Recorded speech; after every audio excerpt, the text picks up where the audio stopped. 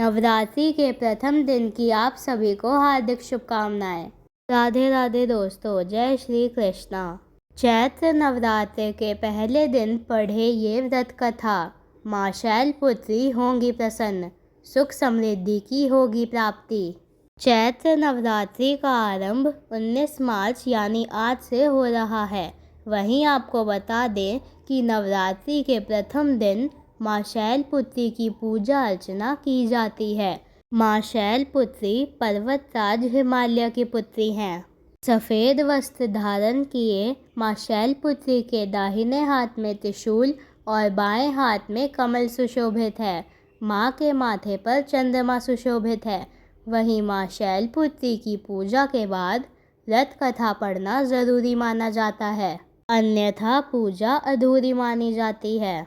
साथ ही नवरात्रि का व्रत करने तथा व्रत कथा सुनने से सभी भक्तों की सभी प्रकार की मनोकामनाएं पूरी होती हैं, दुख दरिद्रता का नाश होता है और घर में सुख समृद्धि का वास होता है।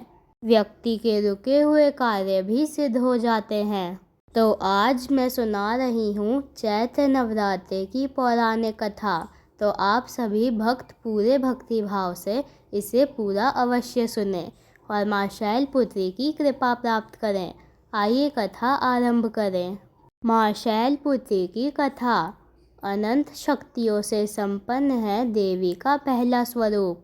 माँ शैलपुत्री को स्नेह, करुणा, धैर्य और इच्छा शक्ति की देवी माना जाता है। देवी भागवत पुराण के अनुसार प्रजापति दक्ष ने विशाल यज्ञ का आयोजन करवाया, जिसमें उन्होंने सभी देवी देवताओं को बुलाया, लेकिन अपने अपमान का बदला लेने के लिए उन्होंने अपने ही जमाता भगवान शिव और पुत्री सती को नहीं बुलाया। माता सती ने भगवान शिव से अपने पिता द्वारा आयोजित किए गए यज्ञ में जाने की इच्छा जताई। माता सती के आग्रह करने पर भगवान शिव ने भी उन्हें जाने की अनुमति दे दी, लेकिन जब माता सती यज्ञ में पहुंची तो वहां पर पिता दक्ष ने सबके सामने भगवान शिव जी के लिए अपमानजनक शब्द कहे। अपने पिता की बातें सुनकर माता सती बेहद निराश हुई। माँ सती भगवान शिव का यह अपमान ना सह सकी और योगाग्नि द्वारा अपने को जलाकर भस्म कर लिया। इस दारुण दुख से व्यथित होकर भगवान शिव ने उस यज्ञ को विध्वंस करा दिया और क्रोधवश होकर राजा दक्ष का वध कर महासमाधि धारण कर ली, जिसके बाद माँ सती अगले जन्म में शैलराज हिमालय के घर में जन्मी और वह शैलपुत्री कहलाई। और माता शैलपुत्री, जिन्हें माँ पार्वती भी कहते हैं, उन्होंने कठोर तपस्या करके भगवान शिव जी को पुनः पति रूप में प्राप्त किया। पार्वती और हेमवती देवी के अन्य नाम हैं। माँ शैलपुत्री का विवाह भगवान शिव से हुआ। माता शैलपुत्री शिव जी की अर्धांगिनी बनी। इनका महत्व और शक्ति अनंत है।